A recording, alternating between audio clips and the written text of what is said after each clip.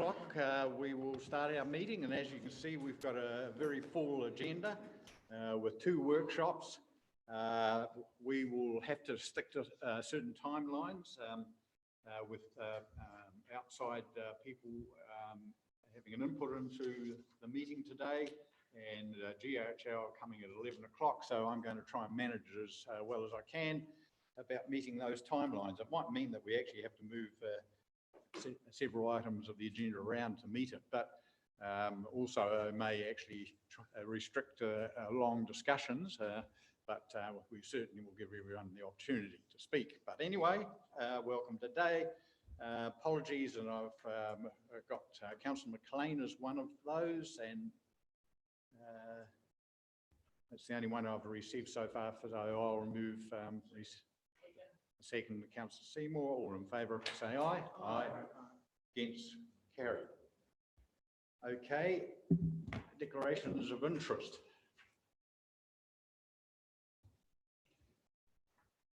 In the open part, and some, if anyone's got it in the closed part, I'll ask for that then. Okay, confirmation of the non-confidential minutes, and just one little change before you launch into that is that you'll notice that the close time of the meeting was 3:15, but in fact it's 12:15. Okay, so that's one change. And just a couple of other things actually before we go on to the minutes. For those asset and infrastructure members this afternoon, there will be some lunch for you, because I imagine that we're going to go right to 12, if not past. Okay, and what was the other thing?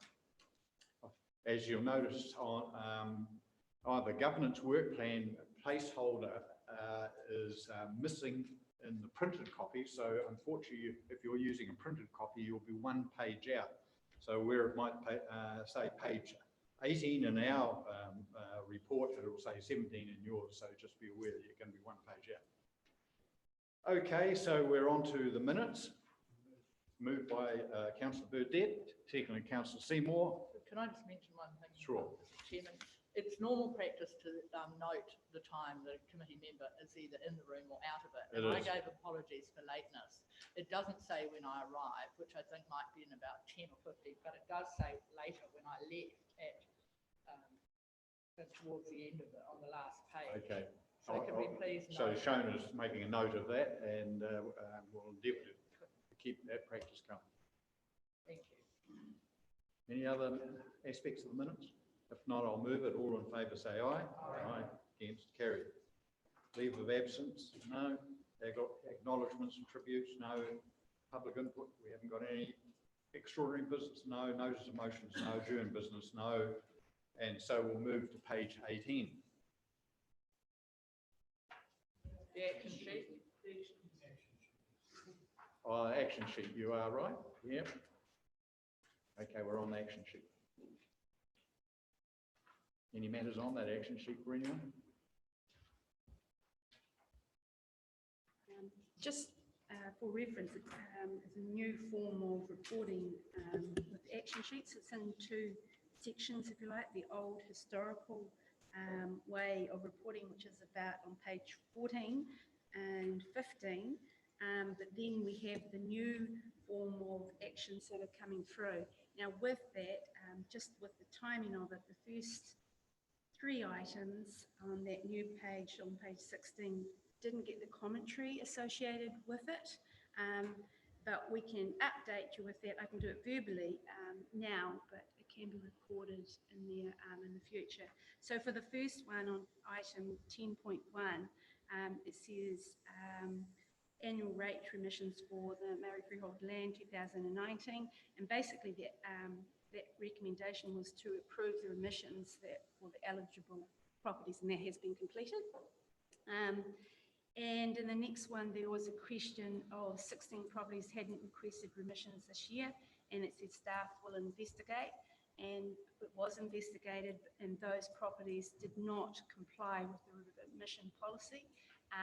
Mainly, for our argument's sake, they may have formed a trust, and that falls under a different part of the section. Then the next one, 10 point, we've got 10.1 as the actions, but it's the third row down. what is the percentage of Maori freehold land that has rates remissions? And if I get it wrong, Fiona, she sure will she can chime in. But what it was saying, we currently have just under 14% Maori freehold land in our district.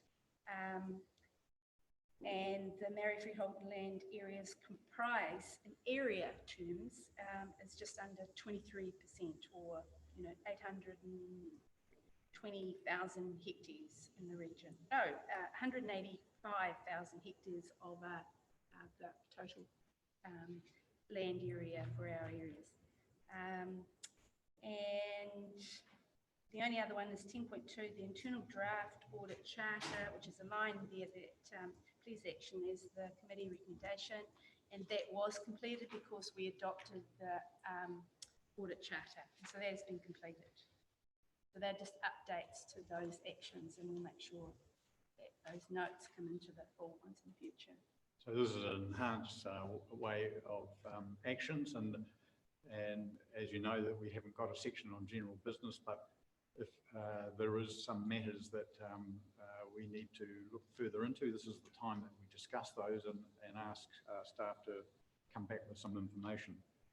It doesn't mean they're going to answer on the spot, but it means that they'll bring it back. Councillor Seymour. Mr. Chairman, 10.3 was resolved at the meeting, and 10.4 has been completed. So that view, would you eventually be able to click on that and get more information? I believe that will take you into our system, so it's more for it's more for management. internal use, yeah. So it would be able to track whatever's happened. Okay. But in the commentary, sorry, I was out of the room, but in the commentary, if you see in the next council agenda, where we've actually worked very hard to make sure it looks as much like the old way as possible, you get a lot more detail in the action sheet. Okay. Supplementing, Mr. Chairman, and if we turn over the page and we look at the issues around the Pistol Club, the fees and charges has been dealt with. Maybe we could have a verbal update because it says here the chief executive was to be involved, and the outbox says it's overdue by 6 days. So if this new format is to be used effectively, maybe we could have some information around that. That's part of our learning curve through you, Chair. It's not overdue. Asking the chairman, thank you. So you want an update on it? Yes, because it says here, the Pistol Club might like to look at it. They will provide a formal written proposal to the CE for consideration, irrespective of the amount they will be seeking the ability to pay to be made over time. Have they done any of that? Can we have an update? Is there any progress on that one? I am not 100% sure, but I believe that they have talked about time payments, but I'll have to get, beg your pardon? Trying to sort out the management of these. I talked to Mr. Prophet, and they are still waiting an external response from the Pistol Club. Okay, thank you. Can I be clear that we're waiting for them to respond? Yeah. Cheers, thanks. So any other questions around the other ones? Okay.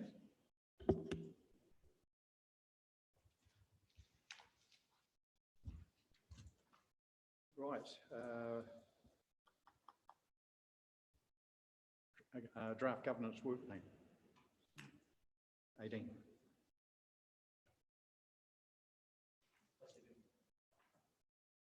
What was that? Sorry? Oh, okay. You didn't put your phone on. Okay, any further discussion on it? I say all fellas getting deaf, you see. Okay, yeah, but you'll notice that an internal audit has been incorporated into it, and risk and assurance are all part of work plan, so that increases the work of this committee. Okay, I'll move those recommendations. All in favour say aye. Aye, against carried. So on page 22, debt management report. There's probably nothing different than what's in the report. It's pretty much the standard, just updating there. However, I will just get Fiona to give it a little bit of an update of the community workshops that we are having up in the coast and what's happening in that arena, because, yeah, there was quite a bit of an update last time. Okay, so we were running rural workshops up the coast, and that has changed and been expanded to now become what's called the Rural Support Roadshow. Angelie Brown, who's my senior revenue officer and does a lot of work with debt and Māori land debt, is one of the main drivers of this workshop. This roadshow. There are now 10 agencies in Gisborne that go to this roadshow. That includes Te Puna Kokiri, the council, Gisborne Budget Advisory, Inland Revenue, the Elections Commission, CCS Disability, ACC, the Māori Land Court, Life Unlimited, and Te Rāwhiti Community Law.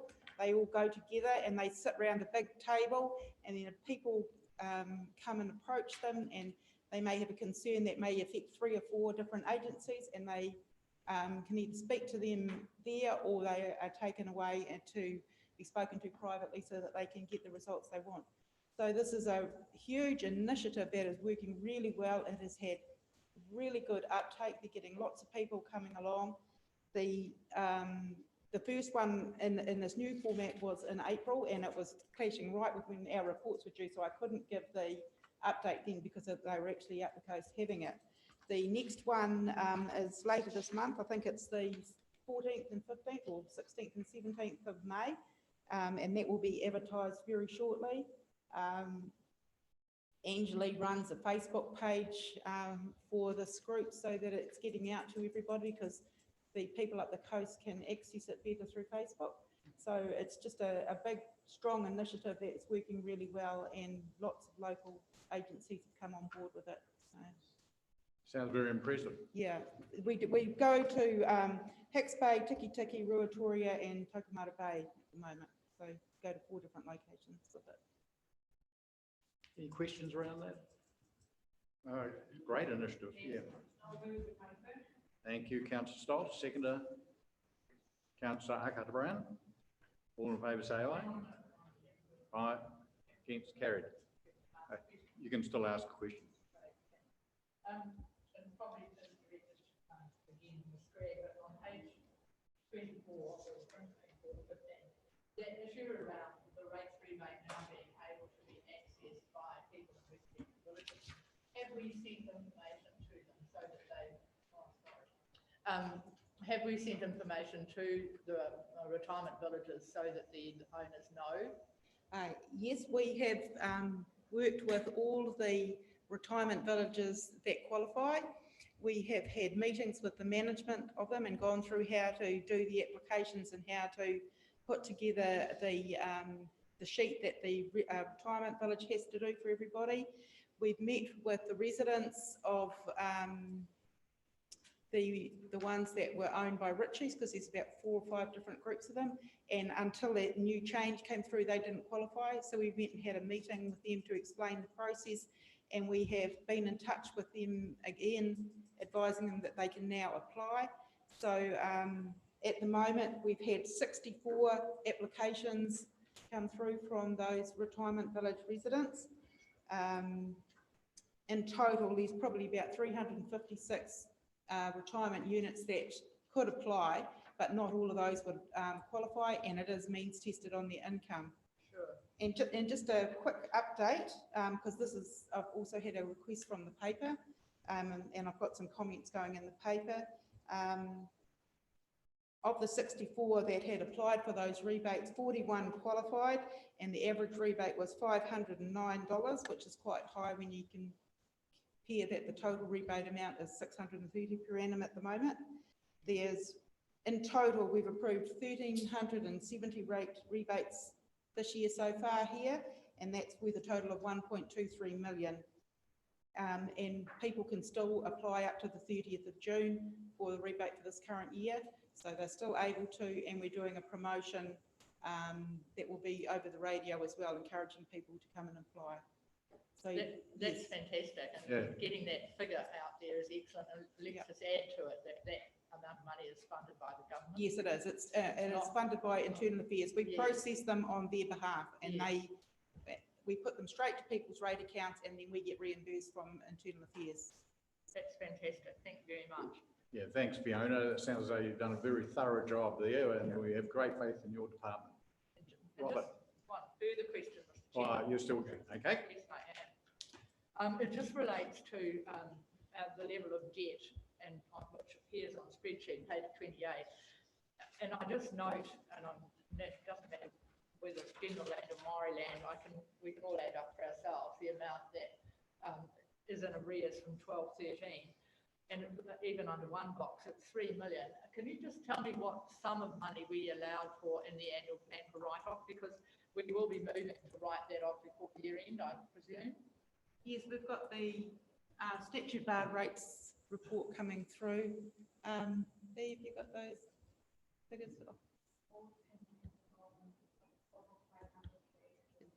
Yeah, it's about 500,000, just over 500,000.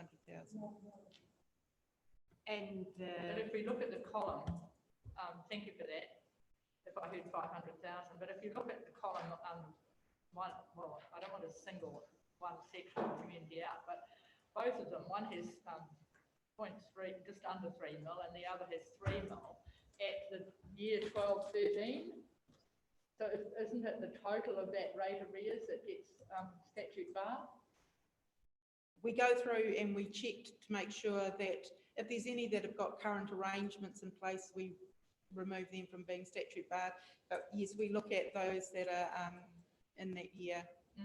And we will be doing that before year end. Yes. Through you, Mr. Chairman. Yes. So will it be anything, if it's only 500,000? It's 575. Right, thank you. Oh, well, we'll look at that, I guess, in relation to this type of spreadsheet, because those figures are a lot less than what's showing as arrears for the year 12-13.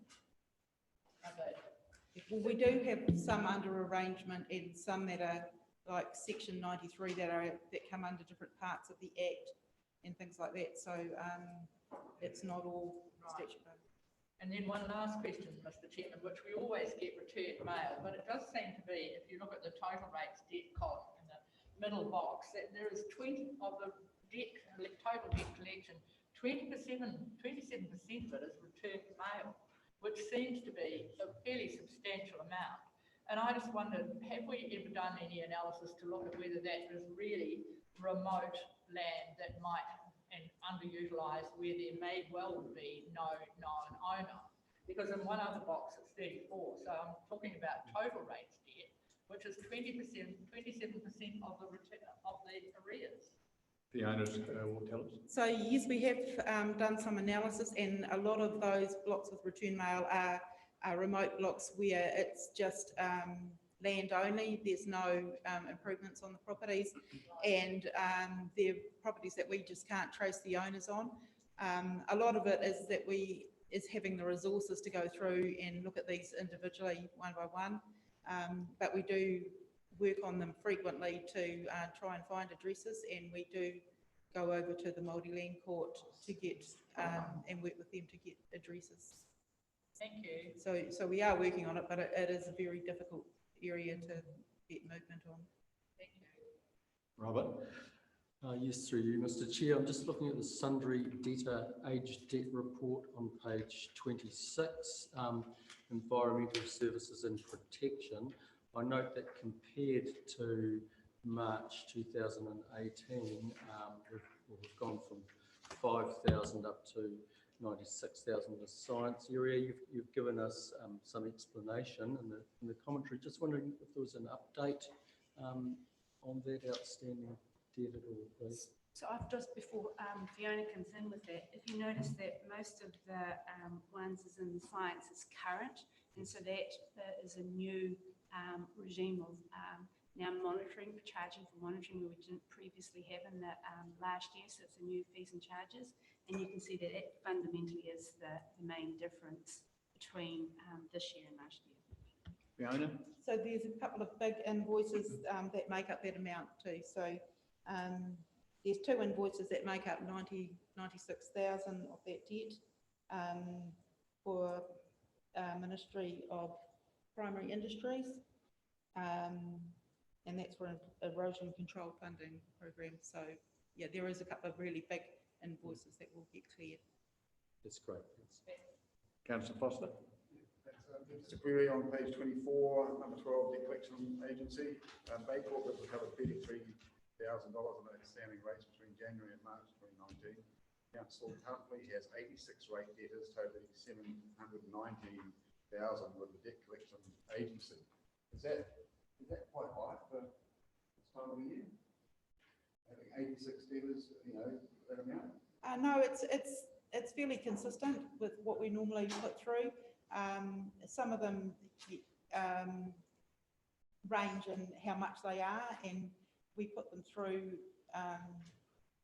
normally. So if they're not making their agreed arrangements or they've broken arrangements, then we would put them in vacant for certain amounts. But no, it's consistent. It's probably less than, yeah. And the success rate is good? Yep, we do get some payments through. So, and we do tend to get action and payment plans out of it. So we don't always get a lump sum, but we do get payment arrangements back through it. Yeah. And what happens after the Bay Corp? There's no action taken. So if they don't pay, Yeah. then we go through the mortgagee process, advising them of their mortgagee, and yeah. Councillor Harker-Brown? Thank you, Mr. Chair. Fiona, I just thank you so much for all the work that's been done in the space, especially in regard to, sorry, Mr. Foster, could you turn your mic? What are the trend forecastings? Are we going to see some quite significant, do you sense in the Māori lands kind of space, like moving forward? Like I know it's been a lot of work to date, and so if we look into the future trends of sorts and such, and a lot of talk around Māori lands productivity and even within our spatial plan speaks at the now. So do you see, has there been, through the work you're doing, been a partnership kind of speakings and future improvements in the space, or is it just easy as we go, continually knocking this kind of, this space, or is it going to get easier or better? I'm just interested. I can't actually say too much because, but I will say that I'm working at a national level with Internal Affairs on a project that at the moment is confidential to do with looking at the Māori land rating legislation and its effect on communities and and the effects and what will change out of that. And they're definitely looking that the legislation is quite old and needs updating, and so hopefully there'll be some changes that come out of that. But I can't say too much at the moment because it's still a working party. Okay, thank you. Okay, well, we've moved that one, so we'll move on to the next one, Civic Financial Services Report. This is just for information. And as we get the annual reports and things like that, there's SOIs, but it's just mostly for information of what we actually have for the investments in the council. Are there any questions around that? Councillor Seymour? Thank you. Just one question. I just wondered, it's referred to on paragraph 4, how locally we participate. I just wondered how many Gisborne District Council staff participate in this project. Don't know, but I can come back within the action with it. It would be just interesting because Yeah. we're paying to participate and we obviously have to have a provider. Yeah. So it would be just interesting to know. Thank you. Okay, I'll move receive the report. Second, Councillor Stoltz. All in favour say aye. Aye. Against carried. We won't start the procurement workshop yet because we're waiting for Sarah Sinclair to join us. So we'll go to the financial report on page 73. I can just. Yes, you can thank you. introduce it. Okay, so the operation results have been following some of the trends where we're still favourably working within budgets or the total net operating results, where even though we've had more expenditure for the emergency works, we've had more income, or we've received more capital revenue with regards to capital projects. But I just want to go over it because we're getting to this time where we're trying to forecast to the end of the financial year with regards to our capital results. But to go over that, I just wanted also just to recap on some of the fundamental focus of what our long-term plan was and how we arrived at a long-term plan. In terms of the long-term plan, we basically set the plan based on the probability and the intentions that we want to incur for the next 10 years. And we would consult with the community to receive their input.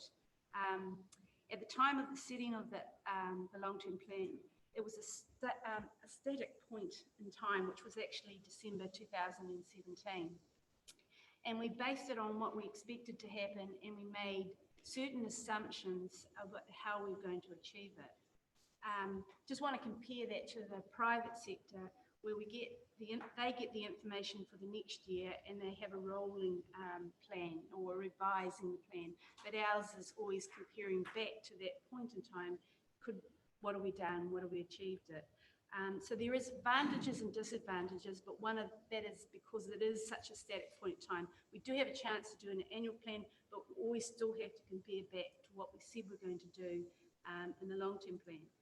And so some of the assumptions when we set the long-term plan was based on receiving income in order to complete projects. And in this particular year, there were two such projects which were included in the 44 million worth of capital works, and that was the Olympic pool at 2.5 million and the walking and cycling projects at 1.9 million. And as we know, we haven't secured funding for the Olympic pool, and the walkway was identified quite early that we would be waiting for the funding to occur and that we would put it signal into next year's annual plan. So part of the things of the 44 million, we are now sort of saying that it was known that realistically that's a 40 million program. Also previously identified, and that is a number of reports to assets and infrastructure, and at yesterday's community development and the previous finance and audit draft annual plan report says that there were projects even identified at that time that would not be able to be completed this year for whatever reasons. And some of it was the Rushini Road stormwater project, and in the annual plan process, they estimated that would be about $1 million that we would need to carry over into the next year. Totaling up what's coming, and we're having another paper that will come to council just to give you a summary of those. What are the carryovers that we identified in the draft? What are the non-things that are occurring now? And that will come to the council and it will summarise those changes, including the wastewater further treatment, the disinfection stage. What is those impacts, changes from what we actually said was in the draft. So where that looks, it looks at indicated about, there's about 4 or 5 million that may be carryovers into next year's draft, of which the majority of that is not in the infrastructure. So if you remember in our long-term plan, the emphasis was on back to basics, and it was saying we have increased roading renewals, 25% in this particular year, and then there was also about the infrastructure requirements that needed to do. So the only carryovers that are indicated at this stage, and we have been doing thorough reforecastings over that, is for infrastructure at Three Waters is about 1.3, 1.4 million, of which predominantly is the 900K, which has been identified before for the Rushini Road project. So the indications of those that by year end is in the forecast spreadsheet. I think you've actually even got this as a printout here. is around about, and it's a dotted line on there, is 36 million. But and it's a big graph, but it doesn't actually show the uptake of the Three Waters and the roading, which is ahead of previous year's work. And just to give you an indication, and I'll be quiet in a minute because then you can ask the questions, but on page, so this is where you can review it and say, okay, is it, how are we doing? Are we likely to do it? And what are they showing? What are these graphs showing? And it's on page 79, I think. It's got some, it says notes to the capital expenditure, and there's 5 graphs on there. Just for your reading ability of it, if you look at the roading renewals completion, on the first one, it's not very good because you can't see it that well, but it says a total red line which says last year that they completed 98% of their projects. This year, which is the bottom green line, is the March year to date where that they were compared to the other second green line, which was the previous year. They're a lot ahead of the program, and all indications and the things that they're there that they will be again similarly completed the full program, even though there is 25% more of renewals within this year's program. So that critical component of back to basics, it looks like we're on track, and it will be completed as per the requirements. But just with that, Pawnee, okay, with those graphs that you're looking at, yeah, you're saying the red line was what was achieved last year. You take stormwater, for example. Well, here we are, 21% was achieved, and so far we've only achieved 12%. Well, you would have to worry that if you couldn't achieve it in one year and then don't achieve it in the next year, you're getting well behind. So is that how it reads? Well, what it says that 21% that we completed last year, you're quite right. To date, slightly marginally better, 12% compared to the others. But what the forecast has come through and what is indicating was that we had the $1 million with the Rootney Road, which we identified that could not be completed this year, that will be carried over to the following year. All other the projects, which is 500, they have or will be completed by year end. All other stormwater, yes, but that's only, there's not a huge budget no. as compared to the others. So you're talking percentages here, so it's 500K with that. Wastewater renewals, so the critical ones with the wastewater renewals, and it's a longer time to actually implement to get to the beginning to the end, has been completed. It's the renewal pipe program, which is about, it doesn't show it's about 1 million or 1.3. Then there's a number of other smaller projects, but what's indicated in that there will be about a carryover, about 300 or 400K of the remaining projects in wastewater. And similarly, I believe in water supply, if I get that right, I've got it on the wrong page. Can I just again interrupt there at wastewater? And this is an issue that I was discussing with Councillor Thompson as chairman of his committee, is that as governors, we don't really understand what these carryovers and uncompletion of works and so on actually means for our assets in total. And that's why I think that especially in the assets committee, that there should be some reporting about how the overall assets are faring compared to the risk of them still operating as wanted. So it's just a different way of reporting, and you know, it's great to see what work's being done, where we are compared with what's supposed to be done, but it's good to actually see the overall picture of the long-term plan of that asset within an asset plan, what the risks are, how those are being mitigated, and so on. Same concerns highlighted here, and why we budgeted to do X, Y work if we've got no intention of doing it. I mean, the 3 pockets there of wastewater, stormwater and water supply, if you add them together, we've roughly done 50% of the work of a year of 100%. And if at our best, we've got 3 months to continue the work, which is through winter. And we've heard there'll be some carryover, but we've heard that previously. I mean, somewhere else in here, we've got the Douglas Street stormwater that was to be done in the 17-18 year. That was carried over to 18-19, and I'm quite sure I've read in here that it's going to be carried over, or 50% of the work will be carried over to the following year. So, you know, what is going on in the organisation when we plan the year's work, we set a budget to complete it, and we've got evidence here that last year and again this year, and this is not talking about roading. I'm not even mentioning roading. This is the wastewater, stormwater and water supply.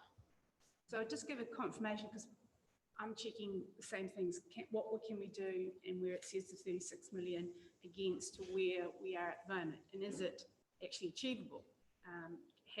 And so checking the reasonableness of the forecasts that are coming in. In terms of what actually occurred last year, in those last 3 months, bear in mind you haven't got the financial results for April, May and June, but and what we have achieved to date is consistently more expenditure in each of the years up to the 9 months. So last year, just taking the information that they did occur and the work that they did occur in those 3 months was about 3 million in April, 4 million in May, and about 6 million in June. So that equates to about 34 million that we're trying to achieve by year end, and that doesn't account for that there being increased work that has occurred in the previous 9 months. So yes, I believe there is the ability that kind of tends to support the forecast that the activity managers are putting in. The other things with it, with regards to the free waters, the combined total of those budgets, I believe is about 11 million, of which has been estimated by year end is to be the 9.4 million, and the rest of it was considered to be carried over into next year's, which is those projects that couldn't have been completed by that time, either for a timing issue being July and August, or that the new program, like we know for the Rootney Road, will start in the new year. Can I just finish? Thank you. Through Mr. Chairman, I thank you, Ms. Foreman, for a really comprehensive reply, because I really appreciate that you're not the manager of that department. So I wanted to thank you for being able to cover it off for us. Councillor Thompson. Thank you, Mr. Chairman. I just, with roading renewals, looking like we're sort of pretty much on target there. Does that include any of the work that any of the money that was spent, borrowing against the waiting of the arrival of the PGF? Or was that just what was budgeted in the original budget? Actually, today is only the original budgets. It's, apart from the emergency works program, which is 92% NZTA funding, and we're expecting and having the 8% PGF funding, but none of the other work. Robert? So through you, Mr. Chairman, am I right in saying that public feedback that we've received and putting together our annual plan and subsequently lists the wastewater, stormwater and water supply as some of the highest priorities, and I just think we need to really emphasise that we need to get that work done. Probably too late this year to complete everything, but next year we've really got to get behind it. Thank you. Councillor Dowling. Thank you, Mr. Chair. Pauline, I just wanted to just to go back to that explanation a little bit.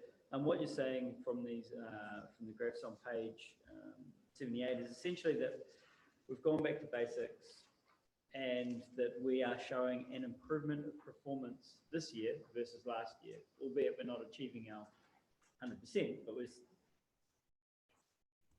but we're seeing a slight improvement percentage-wise of spend versus 2018 across those graphs. Is that the gist of what you were saying before? There's two things. Roading, it is, yes, but roading, if you bear in mind, has also got 25 in dollar terms, in real dollar terms, that is actually higher as well. Yep, So, that's fine. yeah. So we can see that when we're going back to basics, we are seeing improvements in delivery. But I guess my question is, what are we realistically aiming for?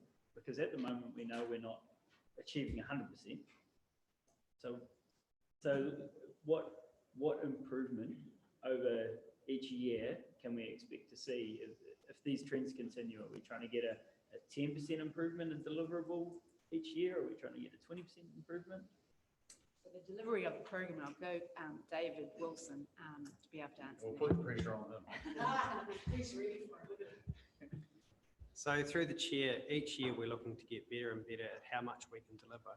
If you have a look at each of the individual water items, which seems to be the focus, we have the renewals, which is the pipeline renewals are tracking to be done for this year, as we've said. The bespoke projects are the ones that we've fallen behind on. So Rutini Road, where we had $1.3 million set aside to do that big upgrade through there, we can't do because the designs don't work, given the things we've found in the ground, the property issues and those things. So that has set us behind in there. The renewals of the pipes, which is a huge importance for this council, is on track and is being delivered. So when we talk in percentages, it is slightly hard to say because we are hitting the things we can, where we've had some bespoke ones like Tolaga Bay Septic Site. We're having issues with landowners being able to get the land that we were after and consenting issues, which have held us back. Obviously, we like to hit 100% of our targets.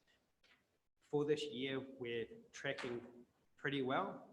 We have designs changes, and the Assets and Infrastructure Committee is aware that we've changed the way that we deliver our capital works by having designs for next year started this financial year. So the designs, we used to wait until we had the money and then we would start them, which would set us back by 5 or 6 months every year. We've already started the designs for next year's capital works again to make sure that we have projects ready to go when the budgets are ready to go from the 1st of July next year. So we're tracking higher this year than the council average for New Zealand. So we are looking like we're going to be well over 80%. Next year, I'd like that to be well over 90%, even for the bespoke projects and things that we're doing as well, given the design changes and the delivery models that we're changing as well. Yeah, I guess that's what I wanted to hear. And it's more about giving us a measurable improvement that we can judge by instead of, well, not judge, but that we can assess by. Because if we could look at this year on year and see it fluctuate and have no guide over whether we're making improvement and, you know, based on X projects dropping out of the line, and it makes it very difficult for us to use these measures in any sensible way unless we look at it as a overall improvement measure. And so it'd be great to have an idea of what what targets you may set internally that we can assess by. Thank you, Councillor Dowsing. Councillor Cranston. Thank you. I think a lot of the analysis we need to do, we had a lot of carryovers at community development yesterday, and there's probably about a dozen of them. And I think the practicality of the carryovers is what we've got to do the analysis on. It's because of the resource we've got to actually do the work.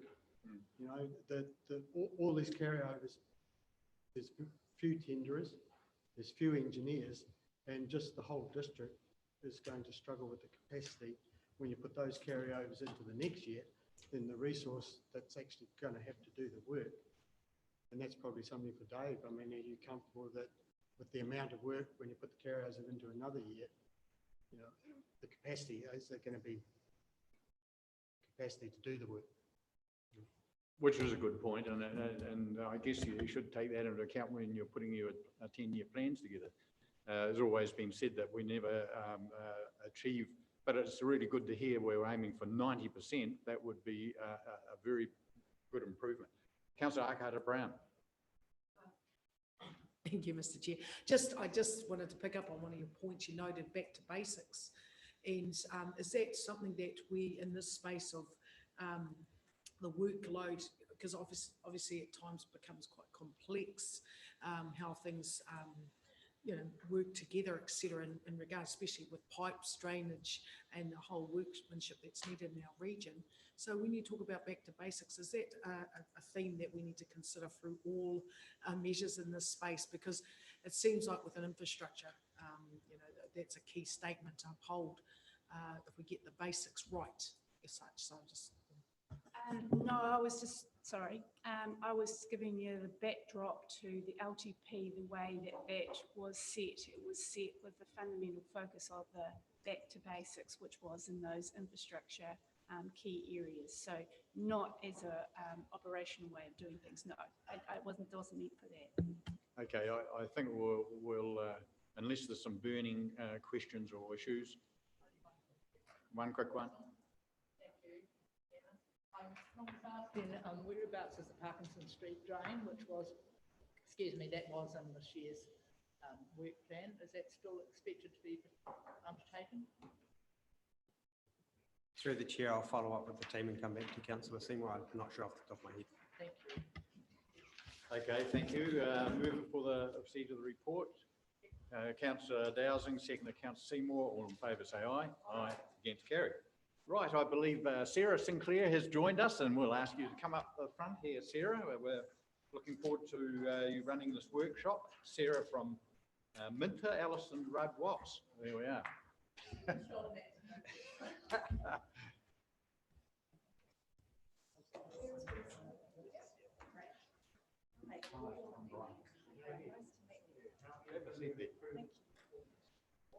I see that one up there, that's not going to work.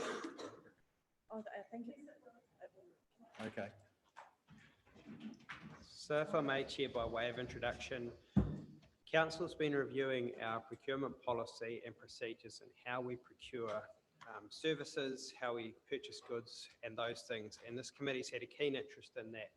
And it was something that we agreed, committed to bring back to the committee of how we were tracking and to seek the committee's guidance on a couple of the issues that we found with our procurement policy. So Sarah is from Minters, and Minters has been working in the infrastructure space and procurement for a very long time at national level with a range of different councils, and are basically gurus when it comes to this kind of stuff. So we've been meeting with Sarah and her counterpart Travis for a number of months, working through the policy that we currently have, aligning that what's been happening across the country and other areas, and then also with the new central government guidance that's coming out as well. But I'll hand over to Sarah and walk you through where we're at and a couple of questions for the committee as well. Your button on when you speak. Just push that. Is that right? Great. Technology is not mine. Great. Well, kia ora. Thank you so much for having me, and thanks, Dave, for that introduction. So just to give a brief introduction to me, I'm an Auckland-based partner in infrastructure and construction for Minters. I'm actually also the chair of the firm.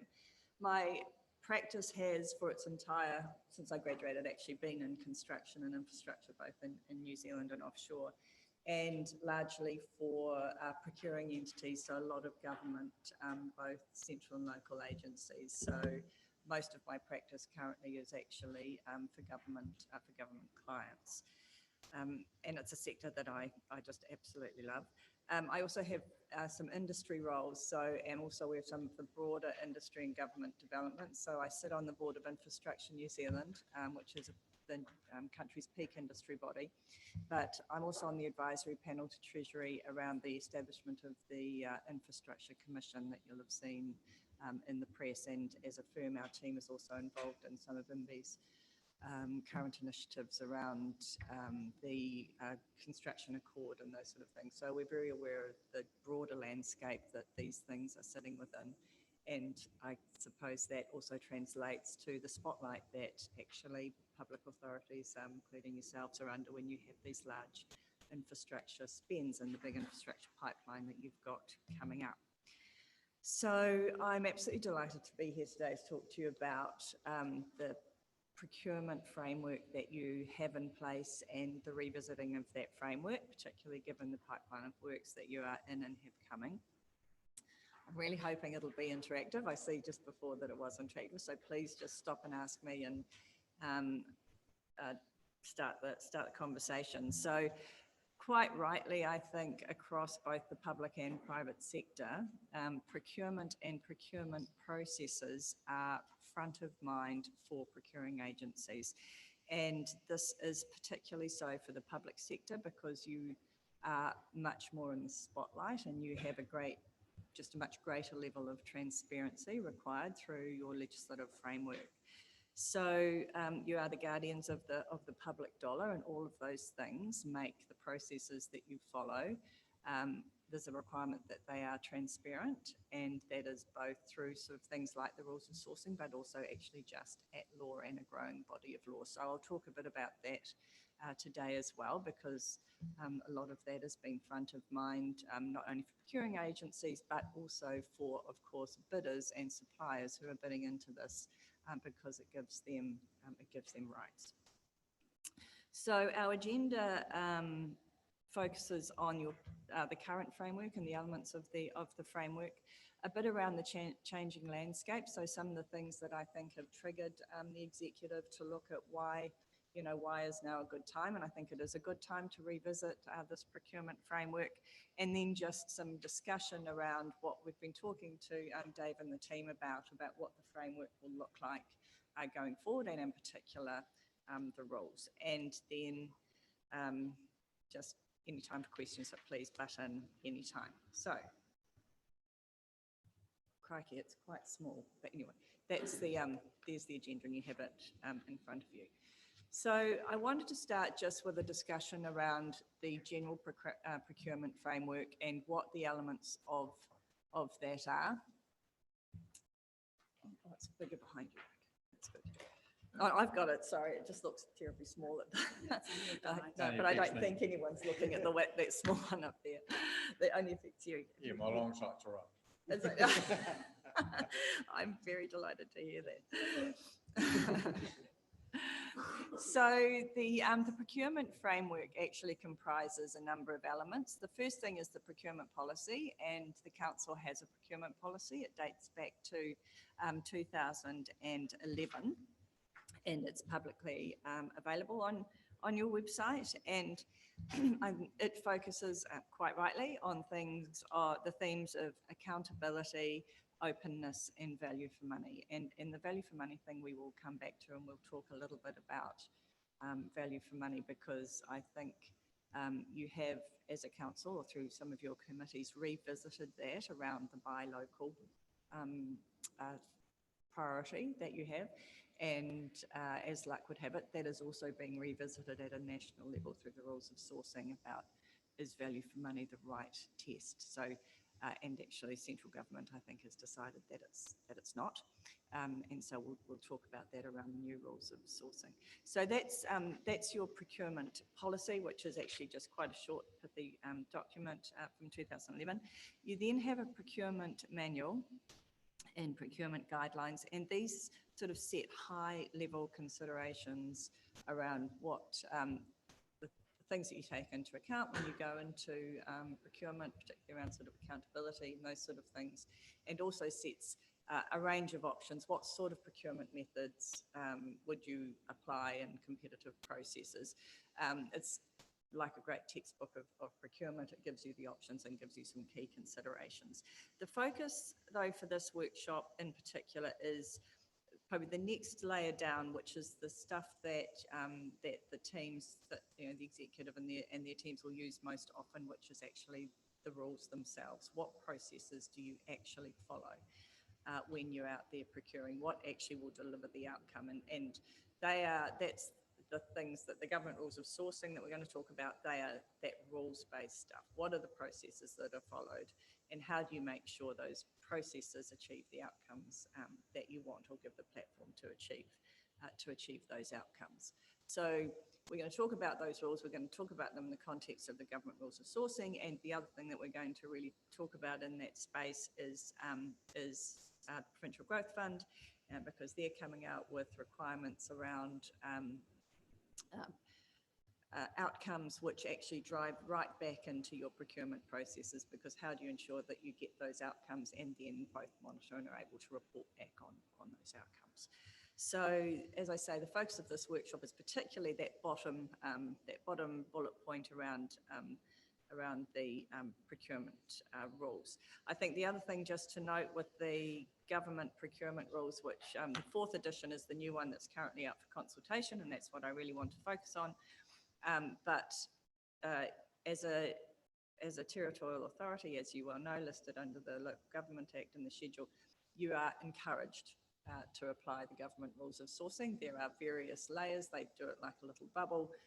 There are public agencies that they're mandatory to apply, but you're the outer bubble, but you are encouraged to apply them. And I think the more that your processes can be compatible and consistent with those, particularly with this growing trend, which actually I think your council's been in for some time, of delivery of projects that have both central and local funding, then the more aligned your processes are, the better. And I think that you'll be pleased about where central government's going. I think it's actually, this council's been ahead of its time and where it's gone with its processes around really knowing what your region needs. But that has not been compatible with central policies of late, but the new policies actually do start to reflect those public value things that allow you to value local. So we'll come to that, I think, Dave, you want that to be a particular focus. Okay, so I've just touched on this in terms of how the procurement rules add value. They are that next layer down, and they do set out the process of basically each step that is followed in the procurement decision-making process. And we say here that they keep staff safe during the procurement decisions. And it's like, I often describe it as having kind of an insurance policy around that. And the aim, of course, is for, as a procuring authority, for you to get the right supplier whilst complying with all your obligations, both within your policies and also just at law about treating all suppliers fairly and what that means. There is, as I mentioned before, this ever-increasing body of law around tender processes and procurement. So that process of itself, before the substantive contract to do the work is entered into, that process itself often actually does form a contract, and it is referred to as the tender contract or the process contract.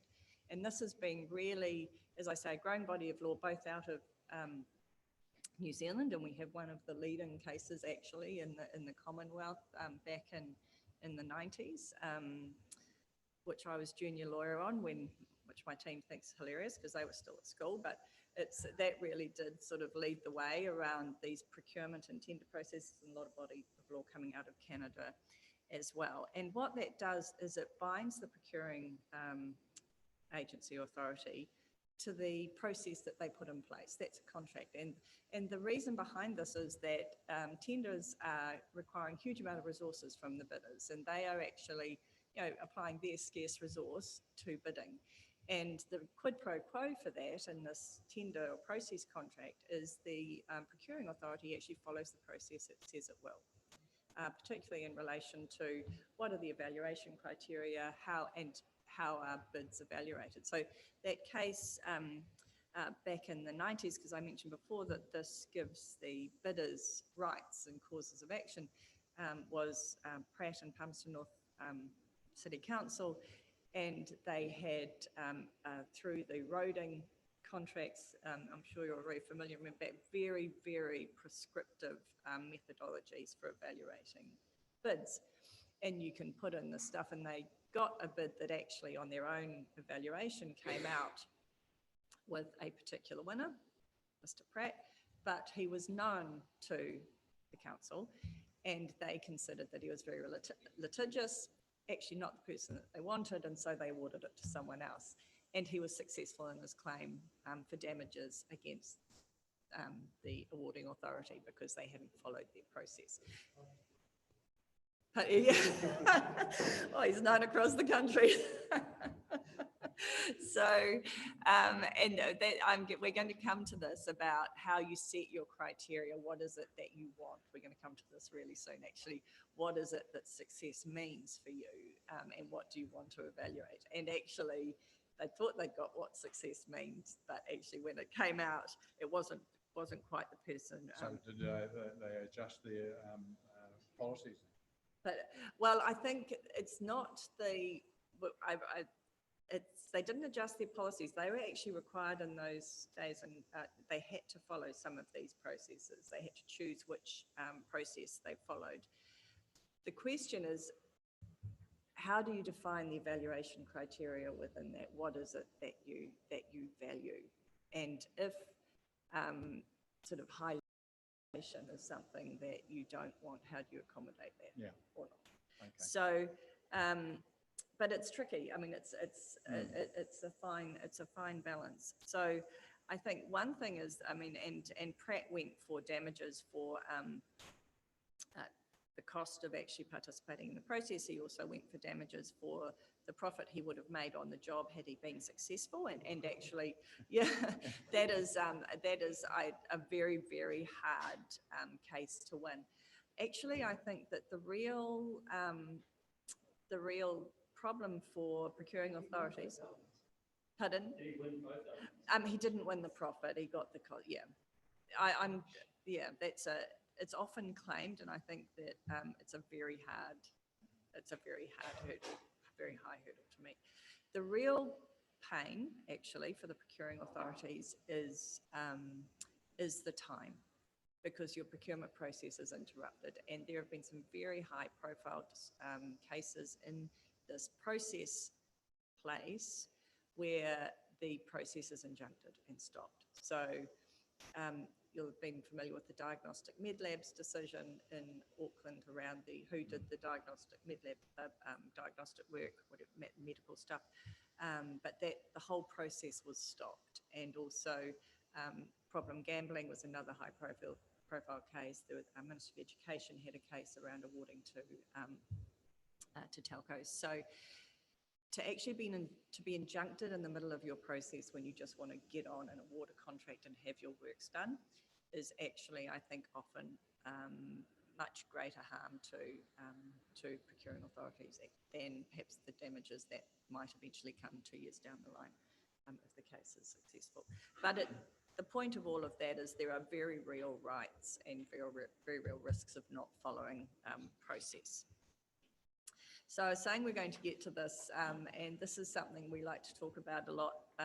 This is not lawyers saying, not our fault and it's all down to others, but what it is saying is that it's equally important to recognise what this procurement framework is not. And it isn't the business decisions. Those business decisions still need to be made. This is actually the legal framework that allows the business and gives them their process to achieve their desired outcome. But what those outcomes are, what defines success, what the factors are, what are the key criteria that mean this project is successful, and therefore we are asking from our suppliers and our bidders, and we're going to choose our successful one, that has to rest with your business units. They're the ones that have to really work with the legal process to say, what does success mean for us? And that Pratt one is a really good example where the process, they didn't follow the process because perhaps that business thinking or those business decisions weren't considered early on. One of the other places that we are, for example, more currently seeing this is when you have some of these sort of bundled procurements where you're bundling through periods of time. So ECI is a very popular, that early contractor involvement is a very popular procurement method at the moment, particularly to secure the services of someone. They come in early and they work with the authority and with the procuring agency to develop the specification, develop the design, work things out. And when you're out procuring for the ECI, you're really focused on that. You really want someone who's able to work positively with you. But something that's quite hard to get focus on sometimes with the procuring authorities is you actually want a good contractor at the end as well. So when you're out with your procurement policy, your procurement process, often the focus is we want a really good ECI contractor. We want someone who has all these attributes. And we have seen processes where they're like, not sure they're going to be the best substantive contractor. Well, should have thought of that and back in the early. So that's the business decision. So what are this is legal process, but you still really need that engagement of what success means and what are the business decisions that drive in. And we'll talk a lot about your buy local stuff and how that follows through. And so that is a lot around what defines sort of the capability and the capacity and the experience of these entities that we want. So the various stages of our criteria approach, would you have something, would you say, learning, you've got this early contract involvement, and you realise, oh, this isn't as good as I anticipated. Is there, if you put in a clause? We do. Feeling or intuitive noting, this is not working out as well, exit stage leave, inverse rights. Lawyers love exit stage left clauses, as you know, and suppliers don't like them so much. But yes, if for that ECI, which is the substantive engagement, so what those substantive contracts usually say is that there is the ECI, and that gives them, it's almost like it's theirs to lose, but there is still an option not to go ahead usually into the substantive contract if those ECI outcomes haven't been met. It's one of the significant challenges in our region that comes up with regard to procurement is how closely related people are, like the staff safety people who, how do we, keep that in the criteria space where as a region, everybody knows everybody, and, and relationships will be key, but that comes up often around people feel in the unfairness space is based on who we prefer all the time. There's a challenge to settle. That's just something to be back from time to time in our region. Just those ones. Yeah, I think that can be managed through a couple of things, because actually, that's just an example of New Zealand, right? Because New Zealand's like that, and the central government processes are very, very focused on conflicts of interest, both actual and perceived. So perceived conflicts of interest, which are not strict ones, but they perceived as general commercial or relationships. And so that can be managed, one, through just good, strong process and following your process and documenting your process and having those evaluation criteria and being really clear around that. And the other is a really good conflict of interest policy. So what you have in most evaluation processes is you declare conflicts of interest, and the conflict of interest of itself doesn't disqualify you from participating in the process, but you set out how that's going to be managed. And honestly, as lawyers, we have to do that all the time in the central government processes, and that includes right down to, do you have a relationship with anyone in the thing. So that's something that's managed often, and it is around transparency and a management process around it, and that allows you to move forward with that person with full disclosure. So I think the conflict of interest policy and clear process, and documenting your process as well as you go through. Councillors, don't forget to use your microphone. We're still live streaming. And we do need to move on because we are short of time. Cool. So procurement rules help with process but won't stop bad business decisions. My team love that slide. We could do, as long as you do that very quickly and efficiently, I'll allow it. Okay. You don't all go at the same time because you won't get it all at the same time. Just go out in one and twos. So we're going to carry on while you're up there, okay? Should I keep going? Yes, keep going. Because you guys, this next bit. So this is actually what's kind of prompted in particular this revisit of the rules. And it is a changing landscape. And I think some of the things, one is that you have a big pipeline of work coming up, a big capital works pipeline.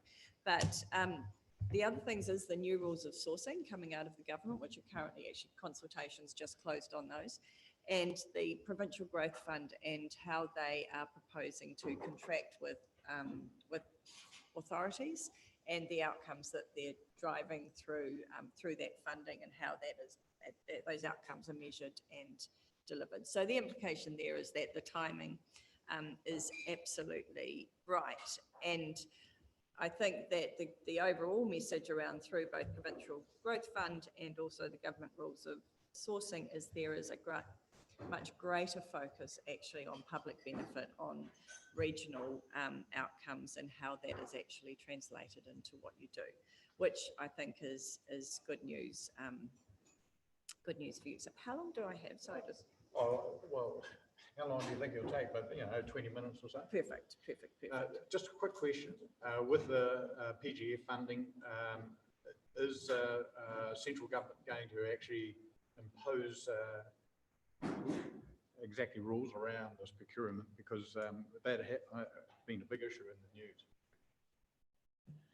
So I'm probably best placed to answer that, and the answer is yes. So a lot of the funds do come with social and environmental procurement clauses within them, which is part of what we've been talking with Sarah and the team around, is how we actually take those requirements of the contract and turn them into a safe procurement process for staff that we can then report progress against as we work through.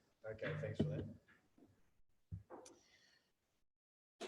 And I think the other thing, I mean, the current, and that will also lead back, and I think it refers into the rules of sourcing as well, the PGF. And the current rules of sourcing are incompatible with council's outcomes around buy local. So I know that your procurement manual has your buy local policy and your amended policy to say we would like to prefer regional suppliers. When all other things are equal, because you value the growth and building of capability and capacity within your region. Under the rules of sourcing, the third edition that are on the out with MB, actually that was incompatible and I think was quite a challenge for your teams to implement, because there were rules, actually I just noted there was one around that no offsets in procurement, which actually included that you couldn't have a condition where it intended to develop the local economy. That was considered an offset and couldn't actually be part of the criteria. It was about going out to everyone. Everyone's welcome and everyone's treated equally. All of, that was the third edition that's going, was all about treating all people fairly. And there was also something particularly around a non-discrimination, which still exists, it's there now, non-discrimination clause giving all suppliers equal opportunities, so they couldn't be discriminated against, in particular in relation to where goods and services were sourced from, including foreign, and whether there was foreign ownership. So that was the last rules of sourcing that are currently in place. It was very focused on equal opportunity to all, and is there value for money? And I just want to take a couple of minutes. I know we don't have a huge amount of time, but I really want to focus on the government rules of sourcing have moved entirely away from this value for money. In fact, value for money is not even used in the proposed edition of this fourth edition that's just closed for consultation. What they've moved towards is a concept of public value and broader outcomes. Now, I think this is actually really consistent with what I understand of the council's values and outcomes and what you're seeking. So those broader outcomes are actually these themes around environmental, social, economic and cultural benefit. And there are themes around increasing access for New Zealand businesses, construction skills and training, building those regional benefits, and actually allowing the sort of things that you were getting through your buy local to come through. So that's actually a really good news story for the council. And as I say, the words value for money aren't even used in the new version of the rules. And they talk about this public value and broader outcomes that support that public value. So what that might do is actually cause this council to perhaps revisit the 2011 policy, which is that short 2-page document, to say, is value for money, although value for money, of course, is an important factor, but actually, do you want to consider moving to a broader public value that aligns with where the government rules of sourcing are going and allows you to take into account these broader outcomes? I think aligning with the local government bringing back the values. Yes. As well. So I can just see everything steer, all government regulations concerning us is steering that way, so that will just be consistent with what is happening with the four wellbeings. Yeah. Has there been a there a percentage weighting to it? I mean, like we weight, 1% local, as an indicator. But, with the whole new criteria, is there a different weighting percentage change? No, that is up to you, how you evaluate. And I think one of the things that would be worth doing is to revisit that buy local policy, policy amendment that you had, and say, what are actually the evaluation criteria that we value through this? Because you'll be saying, what does that look like? And there'll be various things that might look like in terms of, sort of the growth of skills in the area or engagement of local. Use of local suppliers and all that kind of stuff. So I think it could benefit with some development in terms of what that actually means, because you want it not just in your evaluation criteria, because the other thing where, although we're saying this is processes and the procurement rules are around process, they do drift into delivery as well. And so they do start to talk about monitoring and oversight to ensure that those outcomes are delivered. So that is, and that's, remember, this isn't mandatory to you, and I'm talking about being consistent and compatible with the rules of sourcing. But PGF, as Dave says, that also is talking about having these outcomes and then reporting, or proposed contracts talk about reporting back on the delivery of those. So that's not just selection of the right people, and the right people being the ones that will achieve your outcomes. It's also about monitoring. Does your substantive contract have the provisions around how are we ensuring those outcomes are being delivered? And then how do we report back to central government and say, yep, to the fund, yep, those things were delivered. That may be more difficult though for tenderers to actually lay out a document that makes it certain for them what the actual criteria and the reporting standards are. That might, especially when you're talking about a wider social good and all the rest of it. And it may actually increase the cost of doing this whole tender process. It may do. It'll certainly increase your monitoring and oversight costs. But you're absolutely right. I actually think that you probably have that with your current buy local policy, to be honest. Anyway, yeah. What does that mean? But I was thinking about what this might mean and how you actually might evaluate that. And are you saying, do they have a local place of business? Do they employ local people? Is there a commitment to training and development? Do they put in place those programs? Is there an apprentice program? How do they involve local suppliers?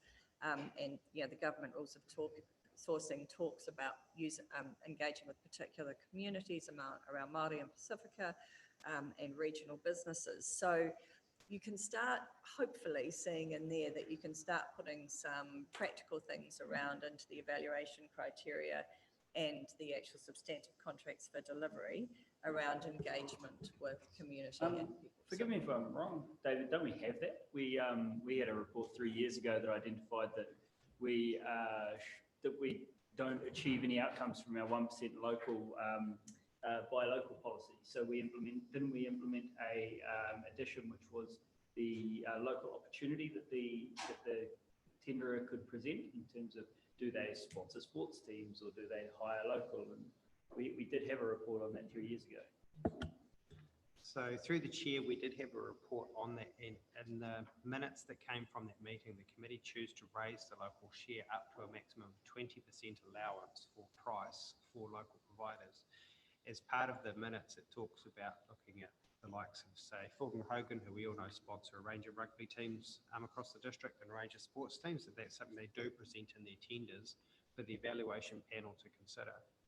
What we're working with is actually, how do we compare the sponsoring of a sports team as against the employment of local staff or out-of-town staff, and that's where the procurement policy and rules needs to be tightened to actually show that we're going to give weightings, and it's making it safe for staff and for contractors not to be seen to be buying into. And there's been a number of cases across the country where contractors have sponsored car parks and sports stadiums in order to get work and things like that. So it's how we manage those risks for us going forward, and then how we fairly compare downers teams or Fultons or Hebs or whoever's, who's sponsoring what, and what is actual local benefit.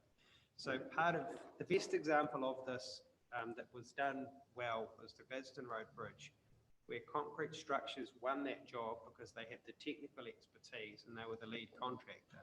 However, in their tender, 80% of the work they showed was delivered by Ritchie Civil. And Ritchie Civil wanted to go in under Concrete Structures because it meant that they were able to upskill, learn the way that Concrete Structures do that, and they were quite happy to show and train up their staff to use concrete formwork in a way that they hadn't done before. So that was a really good way of showing how buy local policy, because Ritchie's didn't want the job because they couldn't do it. Concrete Structures supported them to enable it. So that was a really cool outcome. That's what we're wanting to see through this procurement policy changes and updates going forward, is how does it better enable and encourage our contractors to be upskilling our local workforce and our local companies to be able to step up and do some of those jobs that they haven't done before. In support of Councillor Dowson's comment, you do a lot of that now, don't you? I mean, that is an absolute example. So it's on a case by case at the moment. We're wanting this to be the blanket standard approach for council so that industry know that this is how we contract, and that it's not different between different departments or different teams or different individuals putting things out, to make it a very level playing field for everybody involved, and that's what these updates are trying to do. What Councillor Wilson was saying earlier on, there was costs, and you know, if you've got a clever scribe, you can justify anything. You can write up your justifications to us to say this is why we're going to do it. Obviously, there will be some measurables in there, but a lot of it will be clever pen work, and then us obviously going back to the Provincial Growth Fund and saying this is the outcome, and we'll sort of we'll spruce it up a bit, and again, there's a whole lot of time spent doing this sort of stuff when and that adds up to cost, and so you sort of wonder, because I know over the years, I'm not talking about now, I'm talking about historically, I've sat here and listened to justifications why we do stuff and why outcomes, we get specific outcomes, and basically as probably a down-to-earth businessman, and when I say down-to-earth, I work as a farmer. It just seems like nonsense to me, you know, so we've just got to make sure we get past all that. Let's move on. I think that's fair, and I think this is about actually, I mean, you are required to do this. So one of the things is that the Provincial Growth Fund is being tied to this, and you are wanting to do this from all of your policies. So it's actually just translating that into practical evaluation criteria, not putting a 1% or a 20% somewhere, like just saying these are the things we want, and we're going to require them of you and see them around things like using local people and upskilling local people, like Dave says. But it needs to be practical and kept as simple as possible. Please don't think this is trying to complicate. Actually, hopefully it streamlines it back and allows simplicity for the teams to actually deliver, because they know what they have to do and they know the decisions they need to focus on and not read.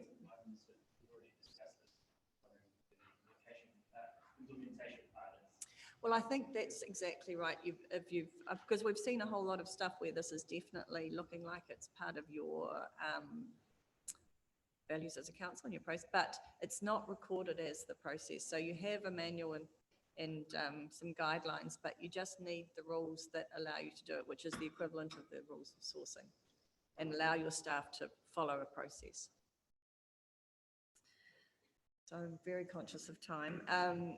So you're aware of the landscape that's changing, and so what we are talking, I suppose this leads nicely into it, is this new procurement framework, which is basically revisiting the policy and the manual and the whatever your third thing is, revisiting those broader documents to make sure that they reflect these changes to public value and better incorporate your buy local stuff, and then putting in place a simple set of rules, which actually all the other councils are also doing. And there's a lot of good practice that can be drawn from what others are doing, so that you have a set of rules that actually allow the staff just to get out there and deliver and procure. Oh, sorry, I was just going to say, yeah, think this is brilliant, but we also must incorporate flexibility because sometimes we just might urgently need something fixed in 1 week and we just want anyone with the capacity to do it, to fix it. And then on the other hand, we might have a project where we want at least 2 previously unemployed young people to be apprentices on that work site or whatever. So we need that flexibility built in as well. That's a really good point, and there's a couple of things that I'd like to discuss on those exceptions.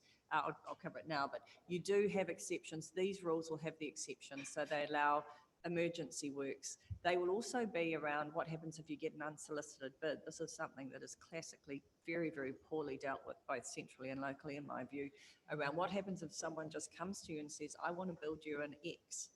And what do you do with that? Because obviously you haven't gone out and publicly said, I want a X, but you're thinking that'd be great for the community. So how you deal with unsolicited bids would also be, and how you deal with emergency works. And there are some things, how do you deal with the thing where you know there's only one person in the North Island that delivers specialty blah? It's ridiculous to go out to the world and say, who does it? So there are various exceptions that need to be incorporated to give flexibility, and to give flexibility around a whole range of reasons, but those ones in particular. I think Councillor Seymour, use your microphone though. We need the flexibility because we're focusing that particular page, these key amendments aligned with the provincial growth fund. Well, that might only be around for another year and a half, so we don't want to have to completely revisit, or we don't know. So we need to make sure that this encompasses our other funding that doesn't just come from the provincial growth fund.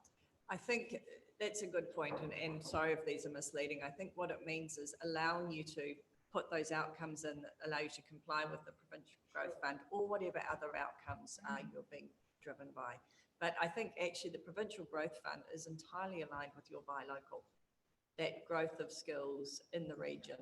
So, but it definitely will not refer to a provincial growth fund in the rules, absolutely not. It'll talk about the outcomes. It actually says quite specifically align with, if you look at that whole. Yes, and the purpose of that is to make sure that when you have these processes, that it allows you to comply with the provincial growth fund. That's a Tom. Yeah, just going back to what you mentioned before with regard to litigation.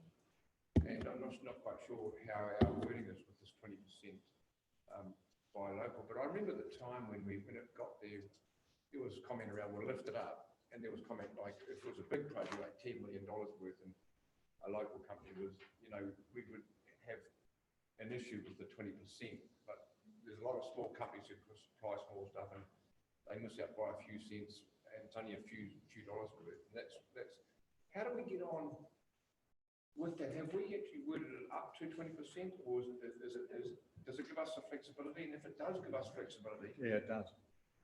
then how do we get on with regard to your litigation, Mike? So through the chair, the wording that we have currently from the committee is up to 20% may be awarded to local contractors.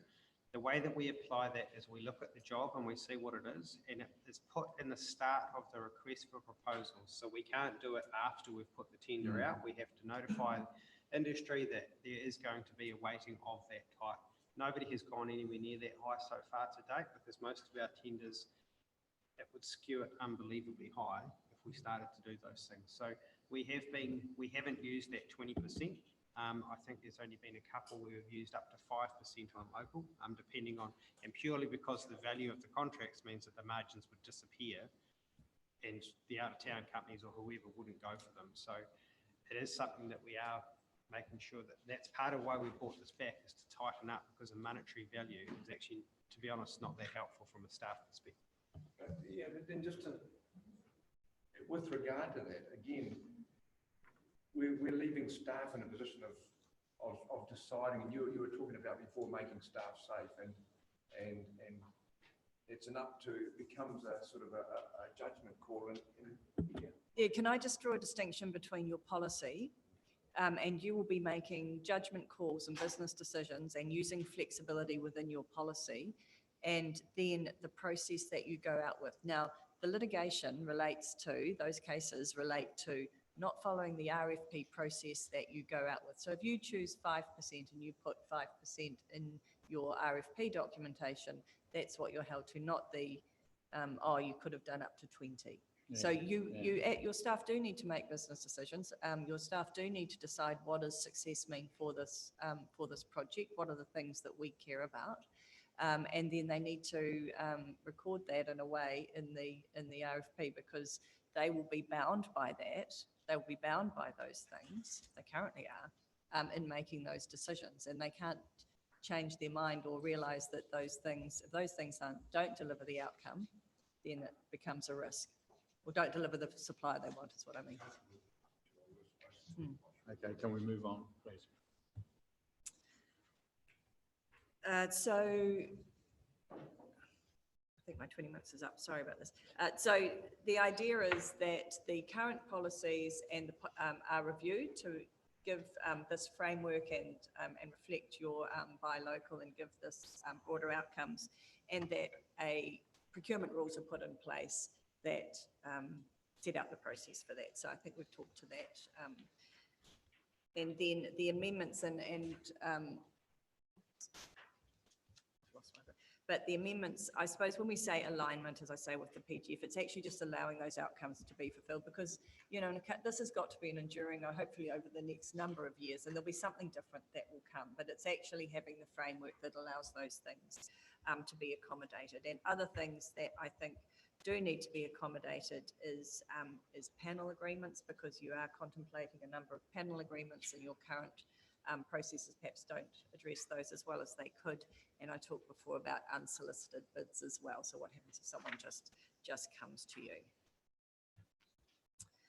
I think we've touched on all of the things in this new procurement thing around it just being rules that adopt a clear, simple and flexible approach, which is on this page 16, and incorporate best practice, which has been at the moment currently tested both by a lot of councils, but also centrally through the government rules of sourcing.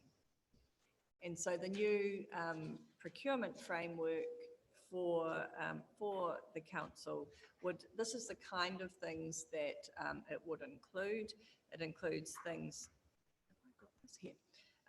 like what is the process for advertising opportunities, ensuring that there are sufficient timeframes for response, requirements for notices, how you deal with tenders, what the process for actually awarding the contract is, what the exceptions are, what you do for unsolicited bids, what you do for emergencies, that kind of thing.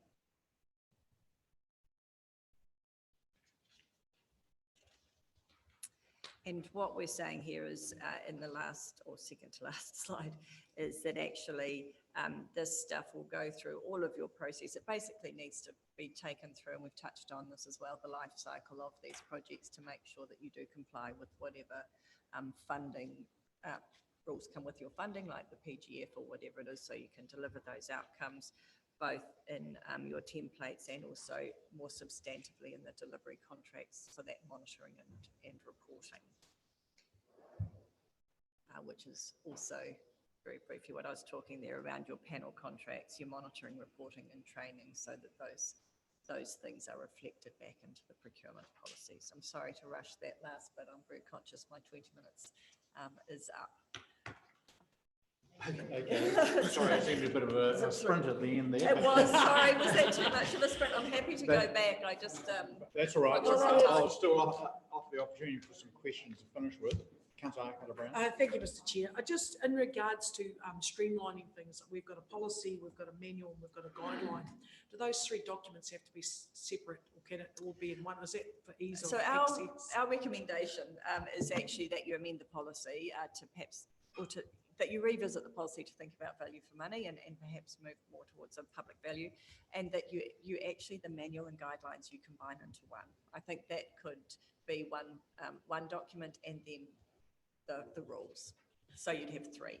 And just the last question from me, been asked in regards to Te Ao Māori frameworks and in procurement spaces, you know, within a cultural context as well, not just Māori culture, other cultures.